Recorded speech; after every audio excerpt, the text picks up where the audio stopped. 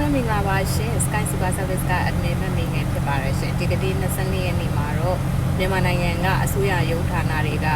ရုံးပိတ်ရက်တွေတကြံပိတ်ရက်တွေပြီးလို့ပေါ့နော်ရုံးပြန်ဖွင့်နေဆိုတဲ့နေ့ဖြစ်ပါတယ်အဲ့တော့ဒီကနေ့မှာကျမစီမှာအပ်ထားတဲ့ service တွေထဲမှာပေါ့နော်အစိုးရရုံးဌာနတွေနဲ့သက်ဆိုင်တဲ့လုပ်ငန်းတွေအားလုံးကိုကျမ follow up လုပ်ထားပြီးပါပြီကျမရဲ့ customer တွေကို update ရတာနဲ့ကျမအမြန်ဆုံးအကြောင်းကြားပေးပါမယ်အခုလောလောဆယ်ကျွန်မ follow up လုပ်ရတဲ့ကိစ္စက OWIC ကိစ္စပေါ့နော်အဲ့တော့ OWIC အပ်ထားတဲ့လူတွေနဲ့စိတ်မပူပါနဲ့ကျွန်မ follow up လုပ်ထားပေးပါတယ်နောက် company license အခွန်ဆောင်တာတွေ renewal လုပ်ထားတာတွေအပ်ထားတဲ့ customer တွေအတွက်လည်းကျွန်မ follow up လုပ်ပေးပါမယ်အားလုံး update ပြန်ပေးပါမယ်နော်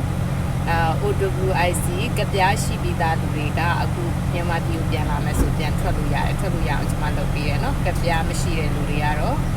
ကပြားရအောင်လုပ်ပြီးမှာပဲ